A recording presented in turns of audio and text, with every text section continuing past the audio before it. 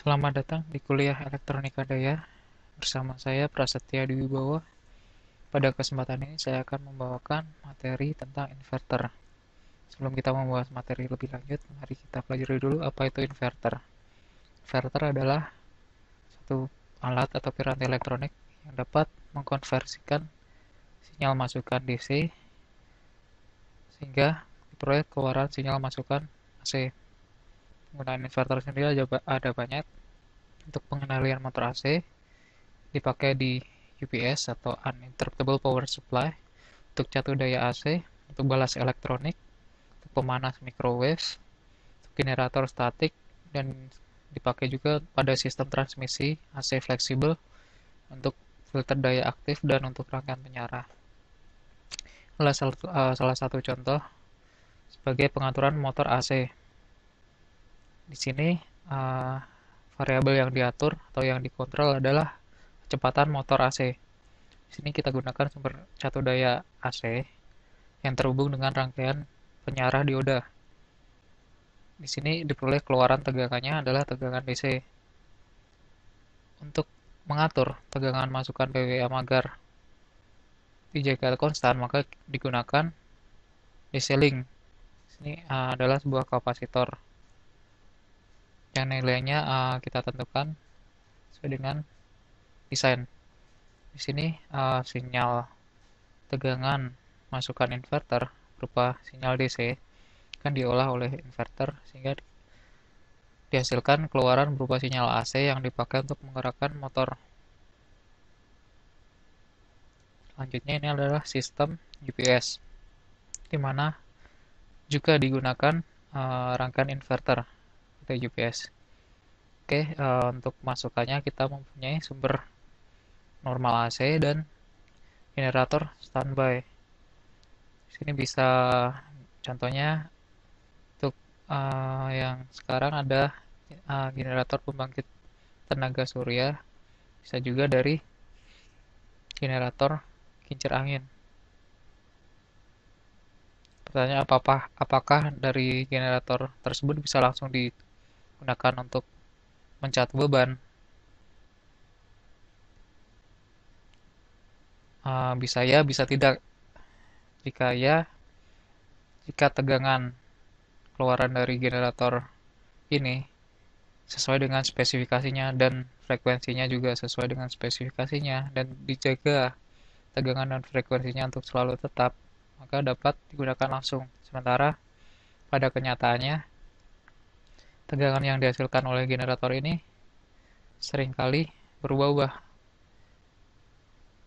dan juga frekuensinya. Maka di sini kita gunakan rangkaian inverter agar dapat dihasilkan uh, sinyal keluaran dengan amplitudo atau dengan besar dan frekuensi tertentu sehingga dapat digunakan untuk mencatu beban. Oke, di sini daya yang dihasilkan oleh sumber berupa sumber AC atau dari generator akan disimpan dalam baterai. Jadi baterai di sini digunakan untuk menyimpan daya dari keluaran sumber.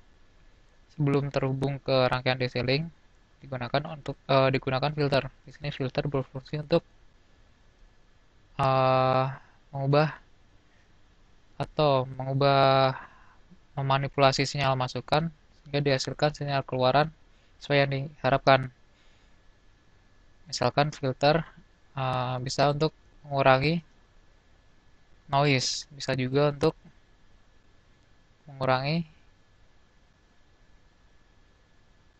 sinyal-sinyal yang tidak diinginkan, sehingga keluarannya di sini sesuai dengan perancangan. Selanjutnya, seperti tadi, di sini digunakan DC-link untuk menjaga tegangan masukan inverter akan selalu tetap. Di sini digunakan baterai.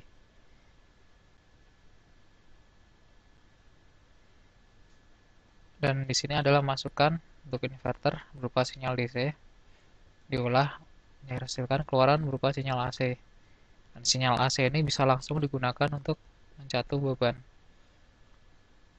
dengan syarat sesuai dengan spesifikasi beban yang akan dicatu. Kemudian ini adalah konsep dasar berubah dengan keluaran dari sinyal inverter. Di sini V0 adalah tegangan keluaran dari inverter. Sedangkan yang terhubung ke beban ada arus I0, arus pada beban, dan tegangan pada beban atau tegangan untuk pencatu daya. Tegangan pada beban adalah E. Jika arus yang mengalir pada beban tertinggal dari tegangan pada beban, maka kondisi ini dinamakan kondisi lagging. Jika besar sudut fasa yang tertinggal adalah 90 derajat, maka faktor dayanya di sini adalah sama dengan 0. Sementara jika searah arus dan tegangan pada beban, maka faktor dayanya 1. Sedangkan jika arusnya mendahului tegangan pada beban, maka kondisinya dinamakan kondisi leading. Dan jika beda sudutnya, sudut fasanya 90 derajat, maka faktor dayanya akan 0. Sementara untuk arus, jika arusnya tertinggal atau 180 derajat atau berlawanan dengan tegangan pada beban, maka power faktornya atau faktor dayanya sama dengan minus 1. Adalah kriteria untuk inverter ideal. Inverter ideal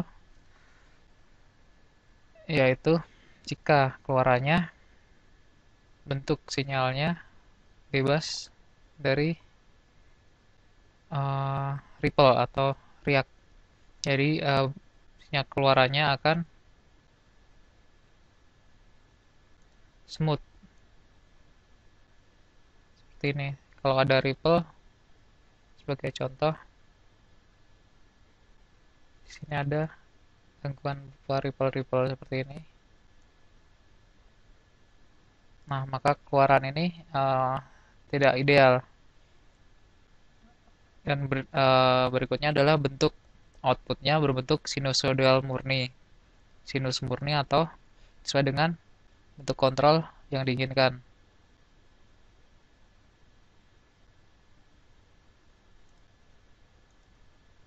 Oke, ini adalah klasifikasi inverter. Di sini adalah menurut fasanya ada inverter satu fasa dan banyak fasa. Menurut sumber DC-nya ada bisa digunakan sumber tegangan dan sumber arus. Untuk metode komutasinya ada komutasi natural dan komutasi paksa. Dan untuk metode pengaturan gelombang AC-nya biasanya digunakan bentuk gelombang persegi, atau bisa juga gelombang persegi tersebut di-generate atau dibangkitkan oleh sinyal PWM, atau juga dari modulasi amplitudo pulsa. Sedangkan menurut jumlah level gelombang keluarannya ada 2 level dan banyak level. Ini adalah contoh inverter satu fasa. Di sini ada 3 jenis. Ada inverter satu fasa dengan center tap. Di sini digunakan trafo. Sementara ini adalah inverter satu fasa dengan penyarah setengah gelombang. Sementara ini adalah inverter satu fasa dengan penyarah gelombang penuh.